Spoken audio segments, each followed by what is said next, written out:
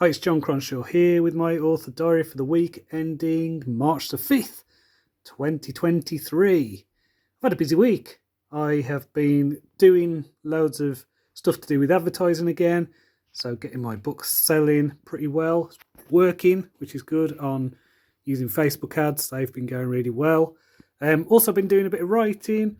So I've been working on Ravenglass Legends book 2. So this is a book called The Wolf and the Wyvern.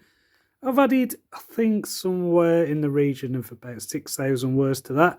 So I'm now on 14,500 words, which is pretty good. I'm pleased with that. As I said last week, I think I struggled a bit with the Dawn of Assassins book 4. So I'm just going to work on this one, see how it goes. I don't know whether it'll work, whether it won't, but I'm just going to keep writing. I've got a good outline for this one, so it's just a case of getting it written. I might have to do a more detailed outline for Dawn of Assassins book 4. That is, if I write the story at all. We shall see. So in terms of reading, I am currently reading Kings of the Wild by Nicholas Eames. Now, this is a book that has been on my TBR pile for a long time. So far, so good. I'm about a third of the way and really enjoying it. It's definitely ticking a lot of boxes for me. It's kind of, or is it like a retired band of fantasy heroes, going on a quest to save one of their daughters. So it's pretty cool.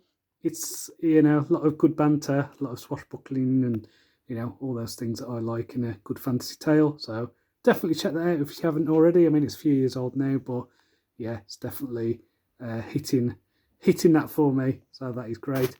I've had a few questions this week. Now, if you want to ask me a question, you can do so at Jon_Cronshaw on the Twitter.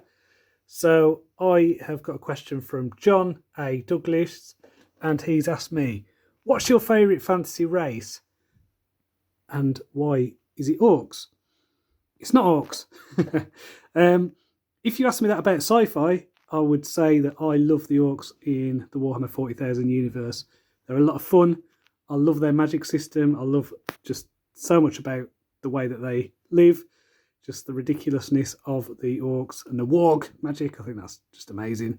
But in fantasy, my favourite fantasy race is actually the Nak-Mak-Feegle in Terry Pratchett's Discworld. So if you're not familiar with those, they're basically kind of a bit like gnomes, but imagine gnomes that were drunk and Scottish and, maybe had a bit of propensity for violence and insults and bad poetry. So, yeah, they're mine for sure. Who else? Yeah, Will Chan off Twitter as well. He asked, is there anything writing and publishing related you'd change if you could go back in time? Ish. Not really. I think I needed to do what I did. Writing my Wasteland series, no regrets about that. Writing Blind Gambit, doesn't sell very well, but it was a book that I felt that I needed to write. I don't think I needed to write Blind Reset. I like the story. I think the story's good. Doesn't sell, And it's also one of those things where I started it, went back to it. I think the same with Cleric of the Wasteland. I don't know if it was necessary to revisit those books. And the same with Black Death Survival. So I suppose it is, what would you call it? The sunk cost fallacy. Yeah. Getting, realising that actually it's okay to not complete a project if you are in at a certain point. Because you've spent months on a project doesn't mean to say you need to finish the project. Maybe it's better use of your time to draw a line and start again. So that is something that I'm learning, that I continue to remind myself of. And it's something I am thinking about with this Dawn of Assassins book 4. So I don't know.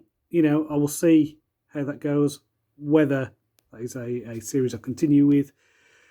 But we'll see. At Metalli John, he's Chaotic Neutral John as well. Chaotic Neutral, I always find, they're always the most fun characters, aren't they? I like to think I'm Chaotic Neutral, but I think really I am more neutral good. So yeah. Anyway, he says, if someone who hasn't written before has an idea for a story, do you think it's best to try and plan the story or just start and see where it goes? I can't give you an answer on that because it's one of those ones where every element of that question is, it depends. Depends on the length of the story, what kind of story you're wanting to tell. Is it a simple story? Is it a complicated story? How long is it? Also depends on your creative process. Do you thrive on mystery and the unknown? Maybe just writing into the dark is the best way for you to write. Are you someone who needs an outline? For me, personally, I think early on, it's better to have an outline. It's better to have structure. It's better to understand story structure. And so when you've written a few books and you've got that structure embedded in your head, it's a lot easier to do the pantsing thing, to write by the seat of your pants if you need to, if you want to. But just everyone's different, and I would say that anyone who tells you that their method is the one to listen to, they're probably selling you a course or an expensive book or something like that. So just take advice. A lot of writing advice you can take with a pinch of salt. There is no writing police. There's stuff that resonates with readers, and that's it. That's all you need to care about, really, is your readers. Doesn't really matter what other authors think. Doesn't matter what your family thinks or your friends. It matters, are you resonating with the readers in your genre? Are you resonating with your target readers? That's it. If you're doing that, you're doing it right. Everything else is just fluff. Focus on your story, and that's it. Story. Everything else is just filler. So style, language, voice, all that stuff comes. But if you haven't got story, you've not got anything really. So they're the questions. I've also got one more from Paul Teague.